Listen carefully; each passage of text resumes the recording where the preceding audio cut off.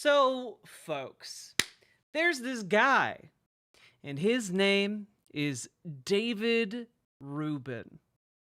Now, I know some people have been talking about him as the classical liberal type, but, he's been doing some media tours for a while with a lot of very not liberal individuals. I So my question, I was, doing some.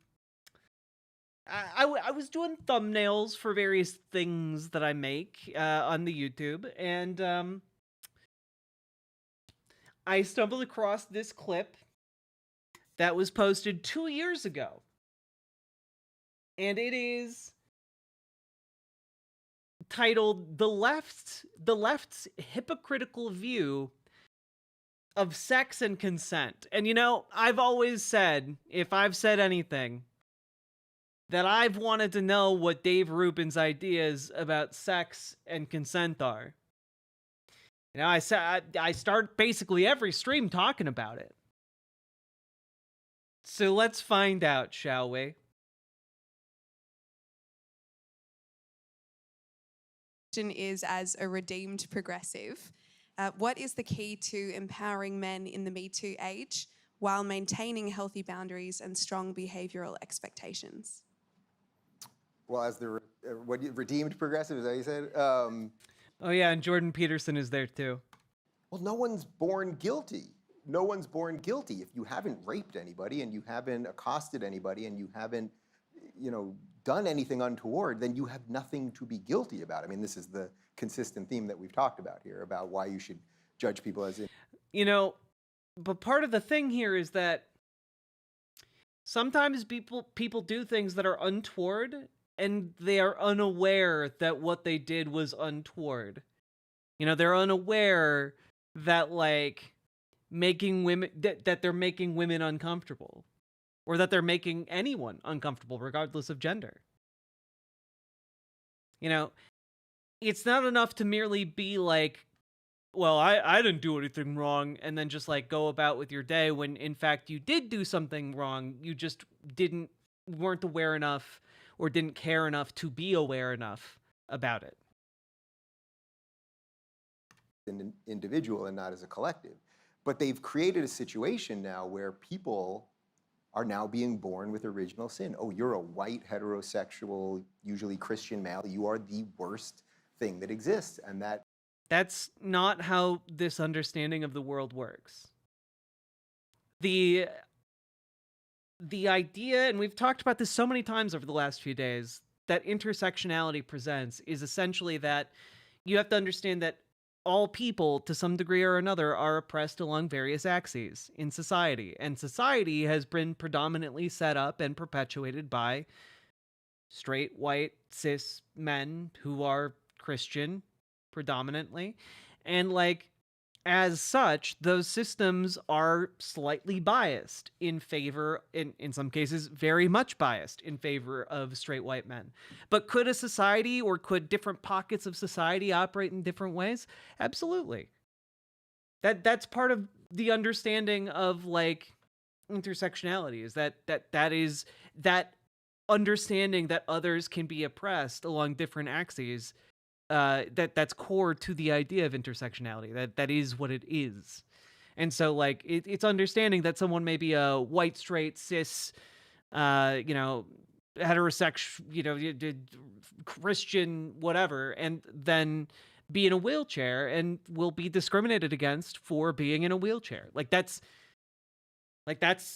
one of the things. Or, they might be white, straight, cis,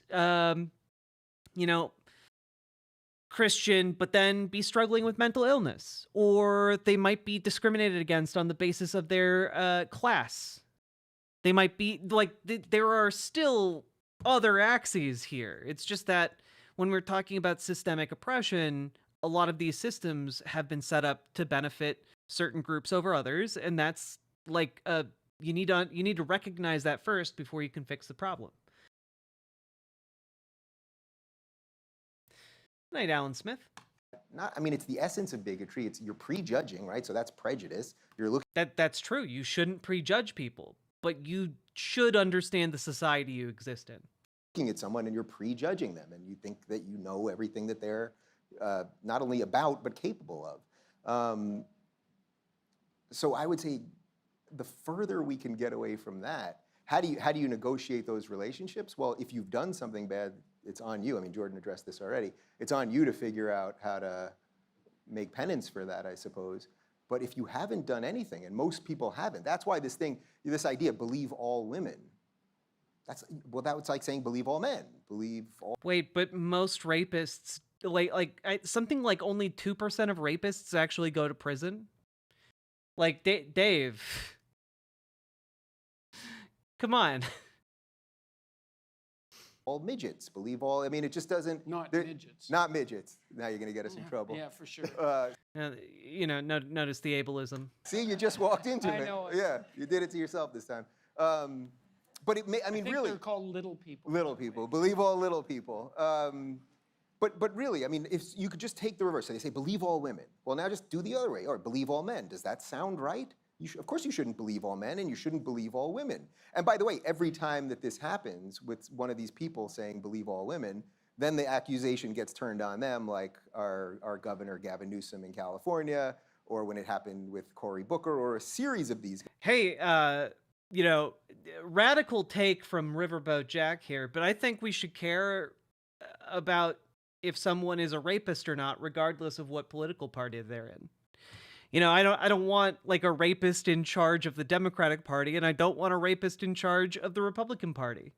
And maybe we should keep both parties to that same standard, actually. That seems like a pretty low bar to demand from our elected figures.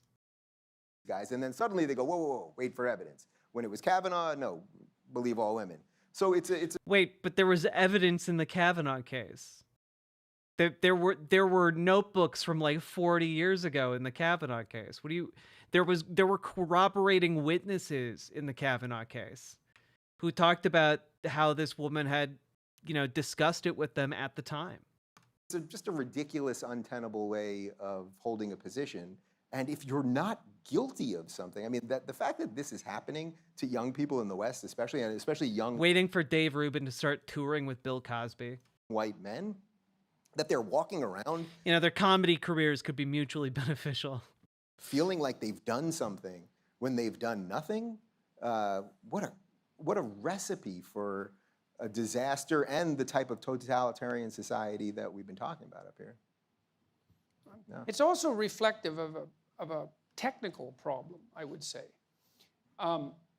We've had relatively reliable birth control since 1960. Oh, no. Okay. That's not very long. And we underestimate the unbelievable technological Oh, what's he about to say? triumph of birth control. It's the hydrogen bomb. It's the transistor. Like, it's a major league transformation in human interaction. Women are now free from involuntary reproduction. That's never been the case in the entire history of the planet. Okay, we don't know exactly what to do about that. Okay. What? What do you have to... What do you mean we don't know what to do with... You don't need to do anything about it. Why would you need to do something about it? Okay, so the first idea in the 60s was, hell, let's party. And you Not can only see can why. you take a load, you can take the ultimate load. Like, what the rules for not engaging in promiscuous sexual intercourse seemed to have vanished. So we had a couple of decades of experimentation. It's like, well, how'd that go? Little hard on the family, I would say. That's not so good for kids. Wait, it was hard on the family. Keep in mind, he's talking about women being able to dictate that they don't want to be pregnant. Oh man, all these not pregnant bitches are hurting the family. AIDS, that wasn't a plus.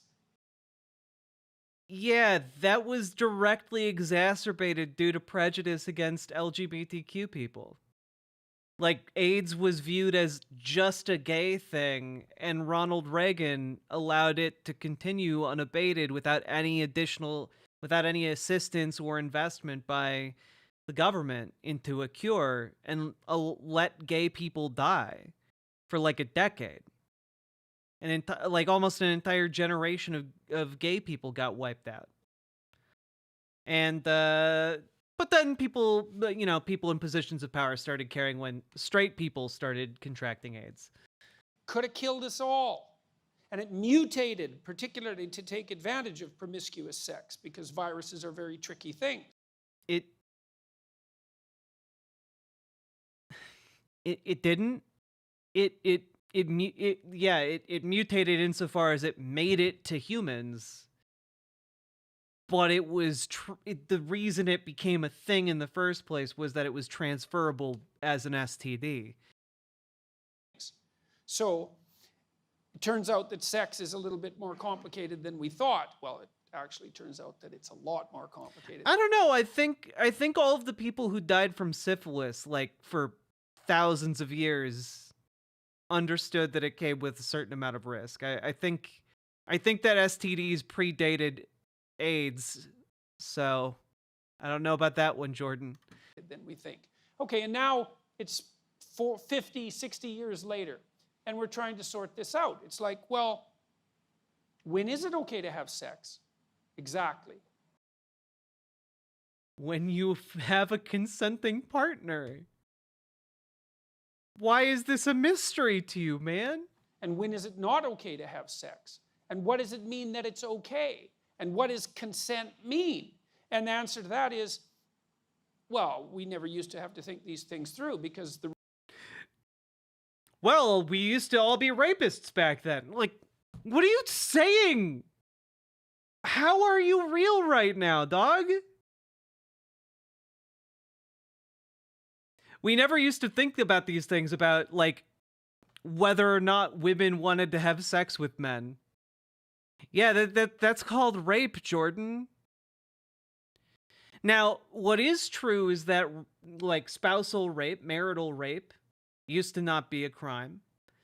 And it's also true that, like, men viewed women as property and as such would take advantage of women in that regard.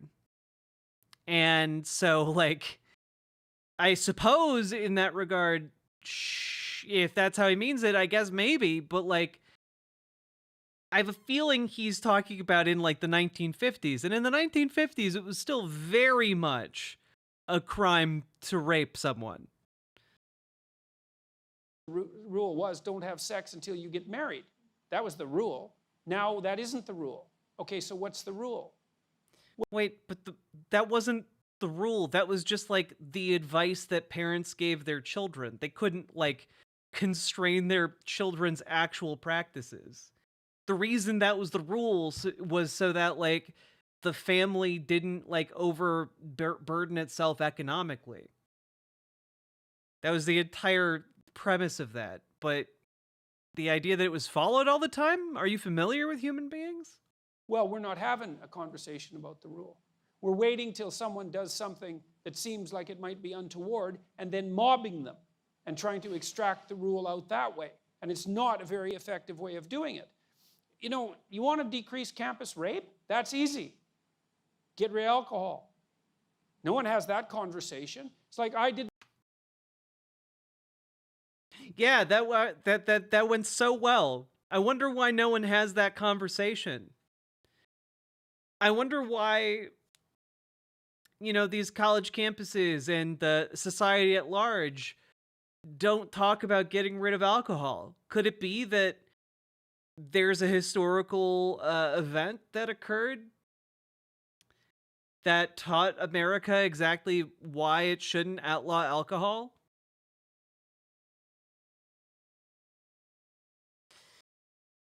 Guys, there's an entire time period called Prohibition.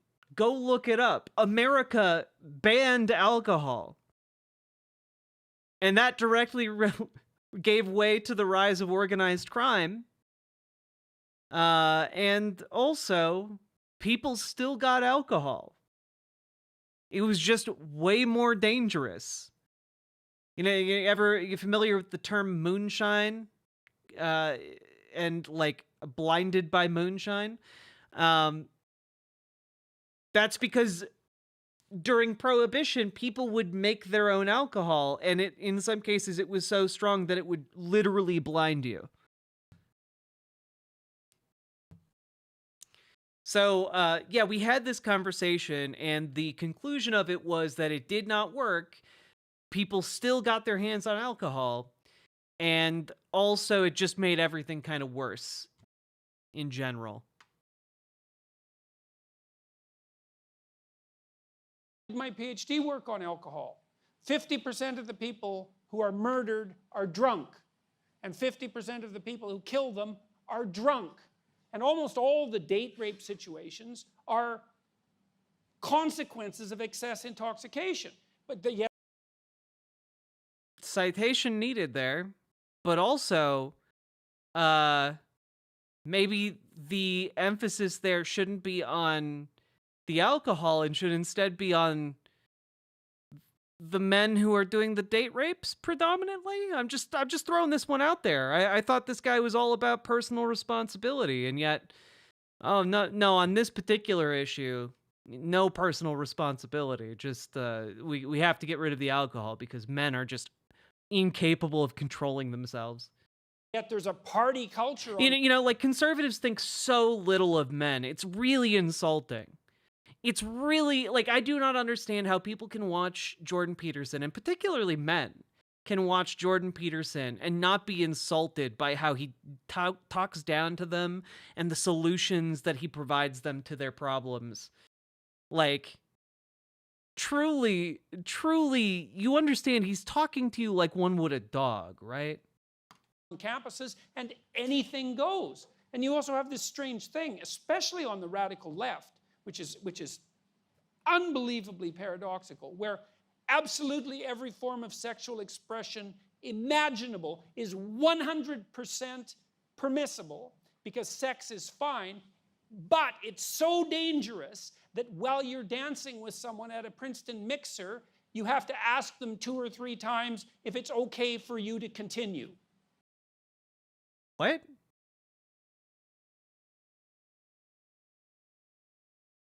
The entire reason sexual expression is permissible is because it relies on consent. Like, if your sexual expression, you know, I'm assuming when he says sexual expression, I'm believing he's talking about, like, you know, behaving sexually interpersonally, right? In which case, consent is key to that, which is why you want to check in with your partner and be like, you good? We good to keep going? Like, it's really sexy, actually, to know that your partner is enthusiastically interested in having sex with you. That's actually a positive quality. You know, frankly, I gotta be honest with you, if someone is made, like, not in the mood because they were asked whether or not they want to have sex, they didn't want to have sex with you that badly. You know? Like, maybe don't. So, but if he's talking about just, like, women who want to wear low-cut shirts or whatever, like in that term of, like, sexual expression, these two things don't relate. A woman wearing, like, clothing in public that makes her feel comfortable is not at all analogous to making sure that someone you're grinding up against, like, wants to dance with you. You know, like, I think, well, maybe a lot of people haven't had this experience, but, like, if you go to a club and you're a lady, and you're dancing, sometimes what can happen is a stranger will come up to you, and this can happen too if you're a man. It can happen to anybody. Will come up behind you and just start like gyrating on you, and like that's fun if you're into it. If you're not into it, it is deeply unsettling. So, like, making sure that someone wants that to happen to them is good, actually.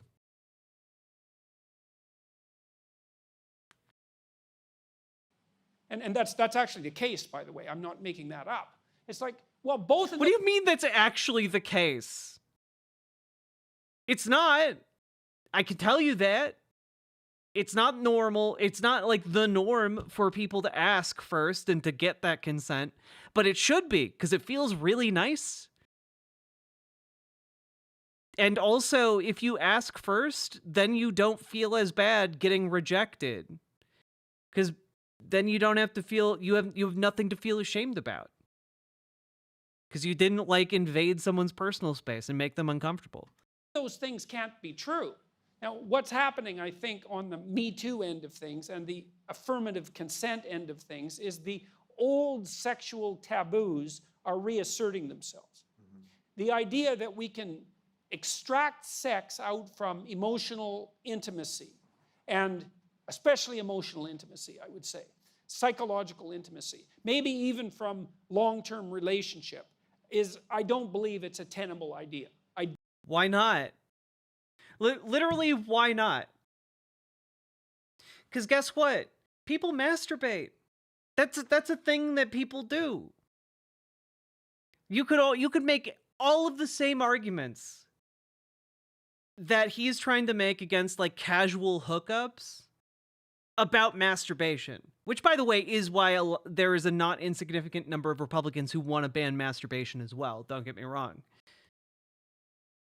I don't think we can do it. And a lot of what we're seeing is the backlash against that. It's like, well, I feel used. You know, because one of the things that's happening on the really... Also, some people want to feel used, okay? Like, that's a thing that some people are into.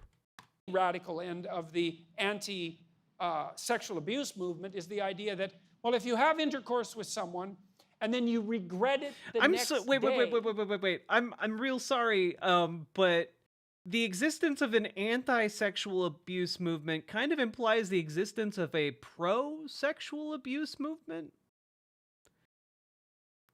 Just throwing that idea out there, Jordan. That's evidence that it wasn't consensual. Well, it is, in a sense, evidence that it wasn't consensual. What? Because it's evidence that you didn't bloody well think it through, right?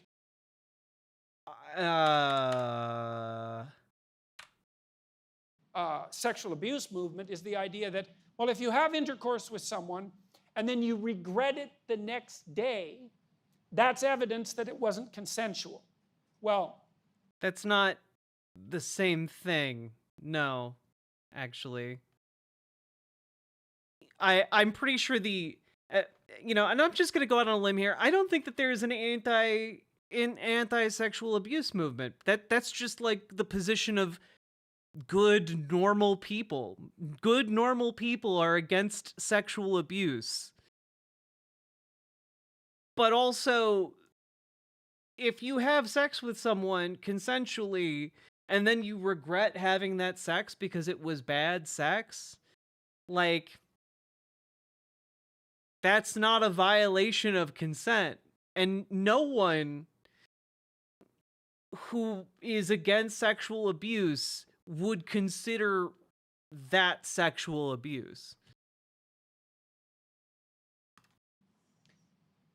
It is, in a sense, evidence that it wasn't consensual because it's evidence that you didn't bloody well think it through, right? It was...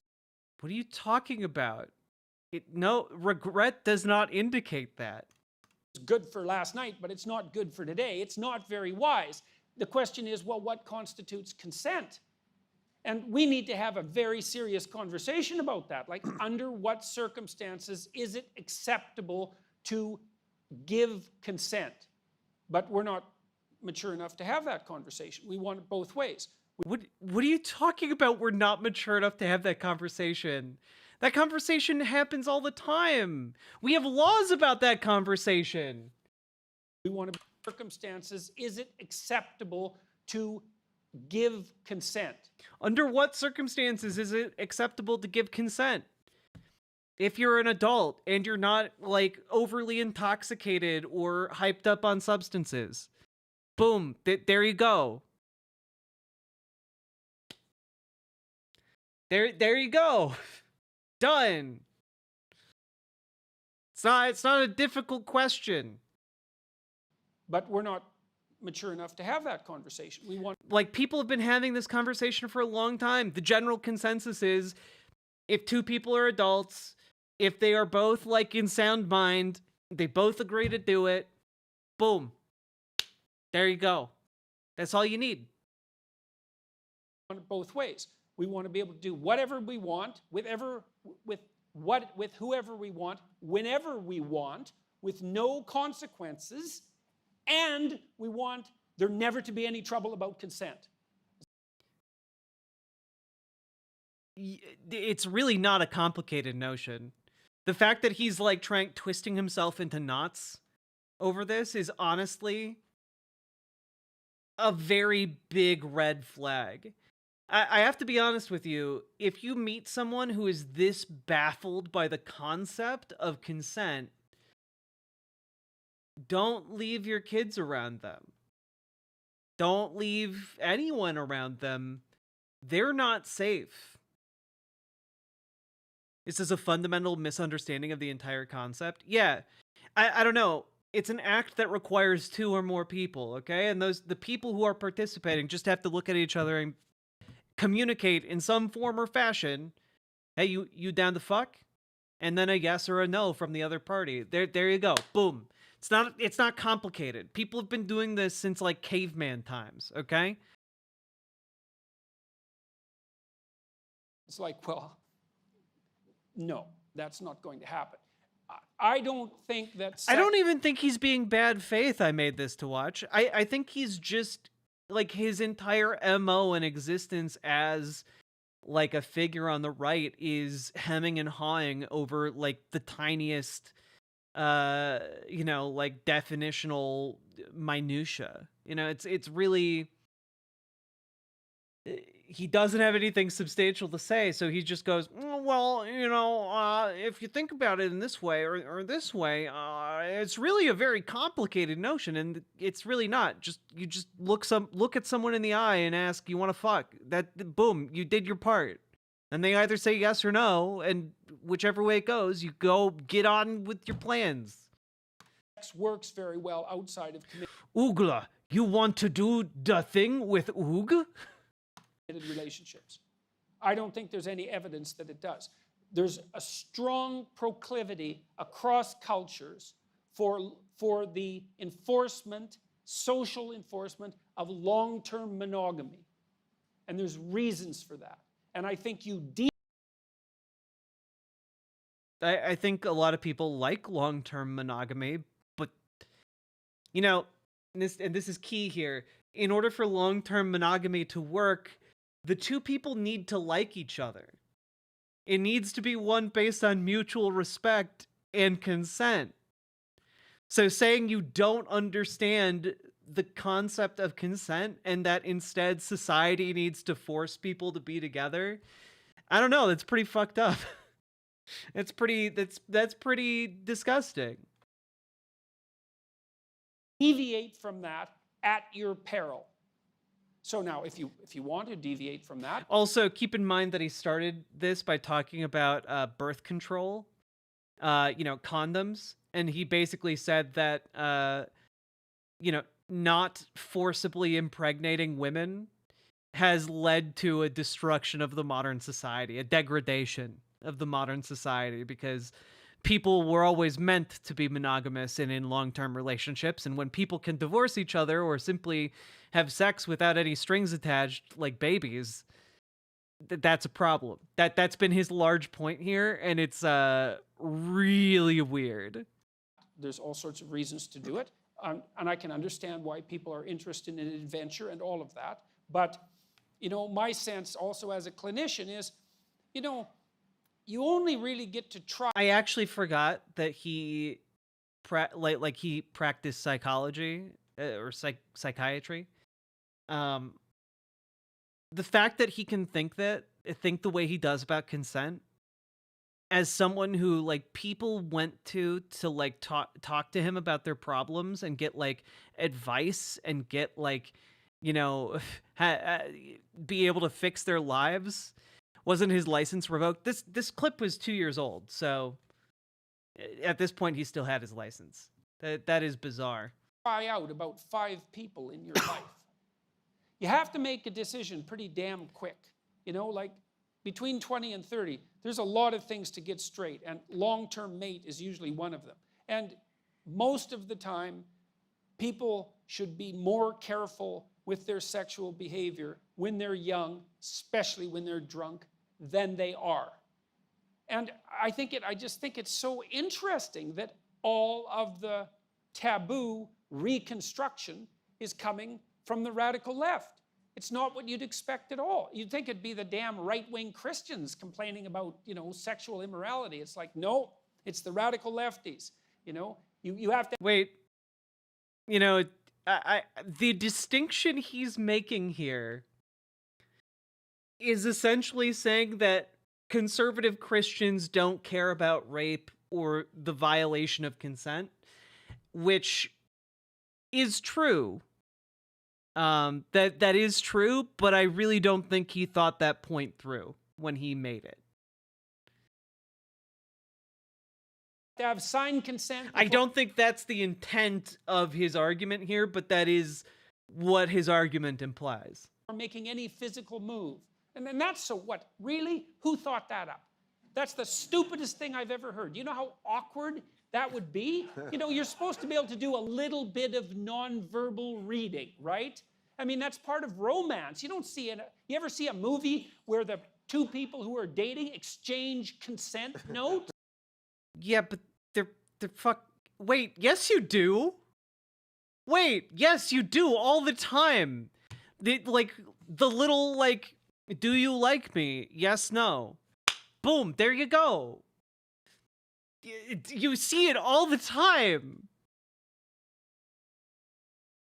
But also, don't pursue relationships like you live in a movie.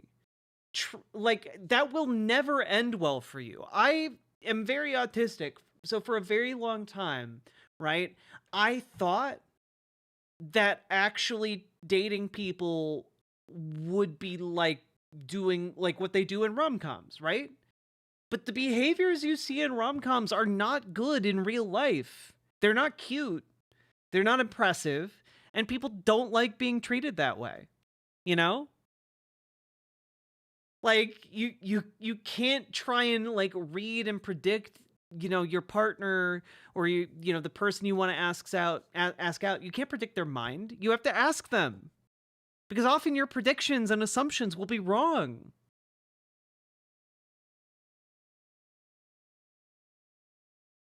Like, I mean, like, even for 2 people who are dating, exchange consent notes. We have those. They're called booty calls, Jordan. Like, that doesn't happen. So it's an unrealistic solution. But I think the real... What do you mean it's an unrealistic solution? You could just ask.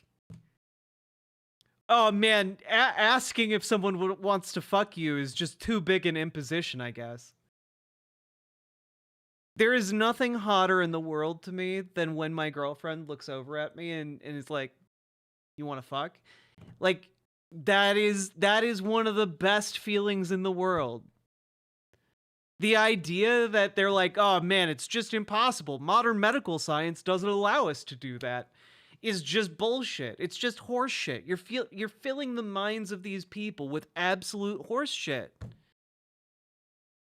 Yeah, they put all the young people up front. The solution is that despite the fact that we have reliable birth control, we're going to have to relearn what the acceptable rules of propriety are with regards to sexual relationships. This, by the way, the underlying assumption he's making here is insane, which is that the old traditions of courting and relationships are the natural and therefore best way to like organize human like daily life and families. Those are some really big assumptions that are not backed up by science.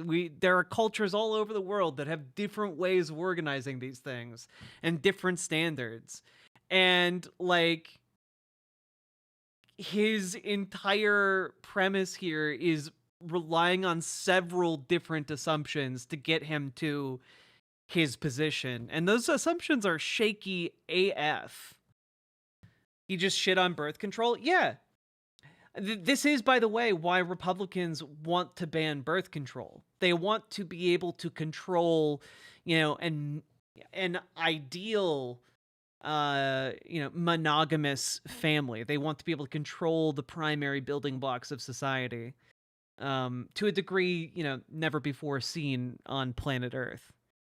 It's what they want to enforce that. It's why they want to ban, masturbation. Why they want to ban sex toys. It's why they want to ban all this stuff. They want to control our bodies. Not in a sexy way.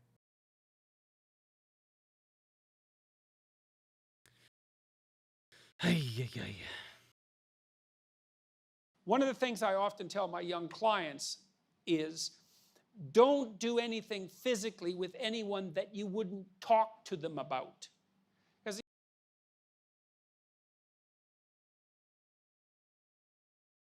You could just advise them to get consent before they have sex with someone. Like you're just doing consent with extra steps, man. If you're too damn embarrassed to talk about it, well, maybe it's a little premature in the... You see why I consider him one of the biggest dipshits on the right? He gave an entire ass monologue about how consent was just so impossible. And then at the very end, he's like, I tell young people, get consent before you touch someone. It's like, what are you doing? How can you contradict yourself like this? Relationship to actually do it. And then there's harm in it. There's emotional harm in it on both parties. There's the cheapening of both parties. So what? Well, so it's going to take us a long time to sort this out, but hopefully we can do it in a serious manner. And yeah, he's hard at work at the consent lab, trying to really nail down the process.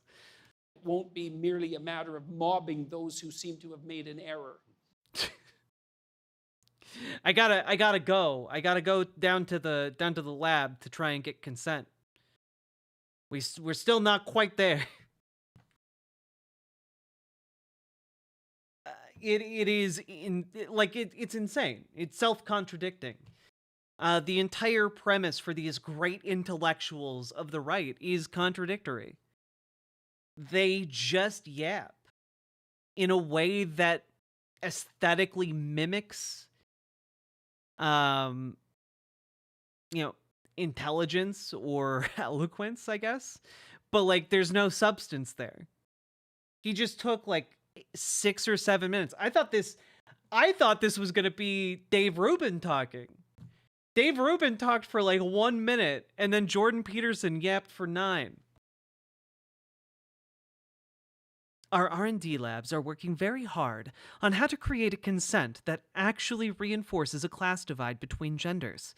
We've almost nailed it down. We've isolated the consent molecules. However, the class divide molecules are hard to overcome. We've tried inducing class consciousness in the microbes. However, things aren't going well, as many of them are now on strike.